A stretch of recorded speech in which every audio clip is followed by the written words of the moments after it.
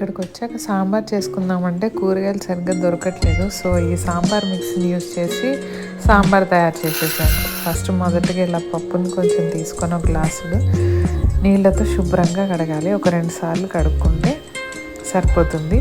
Next సరిపడా నీళ్ళు పోసి పక్కన పెట్టుకోవాలి. నేనైతే సాంబార్లోకి ఫ్రెష్ టమాటో యూస్ చేస్తాను, ఎందుకంటే టేస్ట్ బాగుంటుందని. సో నేను ఇక్కడ 2 టమాటాలు కోసుకొని పప్పులో వేసుకున్నాను అన్నమాట. అలాగే కొంచెం కొత్తిమీర కూడా వేస్తాను. నాకు కొత్తిమీరని ఇలా పేపర్లో చుట్టు పెట్టుకోవడం అలవాటు, ఎందుకంటే ఫ్రెష్గా ఉంటుందని. కొత్తిమీర వేసి పప్పు ఉడికిస్తే ఏంటంటే ఆ పప్పు అంతా కొత్తిమీర స్మెల్తో చాలా బాగా స్మెల్ వస్తుంది. తినేటప్పుడు కూడా చాలా టేస్టీగా ఉంటుంది అన్నమాట. మనం కుక్కర్కి పెట్టుకునే రబ్బర్ని డీప్ ఫ్రీజర్లో పెట్టుకుంటే ఏంటంటే కొంచెం టైట్గా ఫిక్స్ అవుతుంది. కొంచెం ఆయిల్ కూడా యాడ్ చేసుకోవాలి. ఆయిల్ కూడా నేను అంటే పప్పు ఒకటి ఇట్లా అతుక్కొని బంకలాగా అట్లా ఉండకుండా కొంచెం మంచిగా టేస్టీగా ఉంటుంది. సో అప్పుడు నేను కొంచెం ఆయిల్ కూడా వేస్తాను. వేసి ఇలా స్టవ్ మీద పెట్టి ఒక 2-3 విజిల్స్ వచ్చే వరకు మీడియం ఫ్లేమ్ మీద ఉడికించాలి. ఈ లోపల 2 నిమ్మకాయల సైజ్ అంతా చింతపండు తీసుకొని పక్కన పెట్టేసుకొని నానబెట్టుకోండి నీళ్ళలో. ఆ తర్వాత పప్పు బాగా ఉడికిన తర్వాత పక్కకు తీసుకొని పెట్టుకోండి. ఆ తర్వాత తాలింపులోకి ఎల్లుల్లిపాయలు కట్ చేసుకోండి. ఇలా ఒక సపరేట్ గిన్నె తీసుకొని దానిలో ఫస్ట్ ఆయిల్ వేసుకోండి.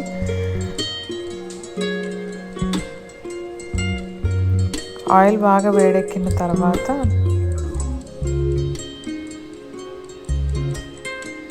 పోపు దినుసులు అంటే జీలకర్ర, ఆవాలు అవి వేసుకోండి. నేను ఆయిల్లోనే పచ్చిమిర్చి వేయించుతాను, ఎందుకంటే ఆ కారం అనేది మొత్తం వస్తుందని నా ఫీలింగ్ అనమాట. సో నేను ఇలా ఆయిల్లోనే వేయించుకుంటాను పచ్చిమిర్చి. తర్వాత ఎల్లిపాయలు కూడా కట్ చేసి పెట్టుకుంటాను, అంటే ఇట్లా చిత్తపని అనమాట. కట్ చేసుకుంటే అదొక టేస్టీగా అనిపిస్తుంది నాకు. కొంచెం అదే తాలింపులో ఎల్లుల్లిపాయలు వేసుకోండి, ఎండుమిరపకాయలు కూడా వేయండి. అలా బాగా తాలింపు కొంచెము చిటపటలాడిన తర్వాత మనం కొనుక్కొని తెచ్చుకున్న సాంబార్ మిక్సీని ఒక గిన్నెలోకి తీసుకొని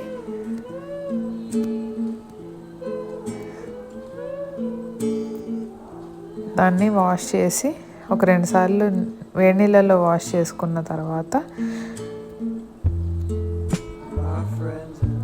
ఆ సాంబార్ మిక్స్ వెజిటేబుల్స్ అన్నిటినీ ఈ తాలింపులోకి వేసేయండి. ఈ తాలింపులో కొంచెంసేపు వేయించినంతసేపు ఆ కూరగాయలకున్న పచ్చివాసన మొత్తం పోతుంది. సో దీనిలో పసుపు ఇంకా ఉప్పు వేసి నేను వేయించుతాను అనమాట. సో దట్ ఆ పచ్చివాసన మొత్తం పోతుంది, ఆ కూరగాయలకు ఉన్నది కొంచెం టేస్టీగా అనిపిస్తుంది ఆయిల్లో వేగితే కూరగాయలు. వీటిలో ములక్కాయలు, వంకాయలు, ఉల్లిపాయ, బీన్స్ అట్లా చాలా రకాల కూరగాయలు ఉన్నాయి. ఆ తర్వాత ఆ పప్పులో కొన్ని నీళ్ళు ఉంటాయి కదా, ఆ నీళ్ళు కూడా దీంట్లో వేసేస్తాను అనమాట, సో దట్ టేస్ట్ ఉంటుంది అని. వేసినాక పప్పులోనే ఉప్పుని వేసుకోవాలి తగినంత. ఆ తర్వాత కొంచెం నేను కారం కూడా వేస్తాను, ఇలా పప్పు మెత్తగా రుబ్బాలి అని చెప్పి. అదే పప్పులో ఉప్పు కారం వేసేసి నేను మెత్తగా రుబ్బుతాను పేస్ట్ అయ్యేలాగా. మనకు పప్పు ఎంత పేస్ట్ లాగా తయారవుతే సాంబార్ అంత టేస్టీగా ఉంటుంది, ఎందుకంటే నోటికి పప్పు లాగా తగిలితే నాకు ఇష్టం ఉండదు. సో పప్పును చాలా మెత్తగా ఉడికించుకొని మెత్తగా రుబ్బుకోవాలి. ఈ లోపల ఈ స్టవ్ మీద ఉన్న కూరగాయలన్నీ కొంచెం మరుగుతాయి, వేగుతాయి ఆయిల్లో. ఆ తర్వాత రుబ్బుకున్న పప్పును మొత్తము ఈ గిన్నెలోకి వేసేసుకోవాలన్నమాట. అలా వేసుకున్న తర్వాత నానబెట్టుకున్న చింతపండుని తగినంత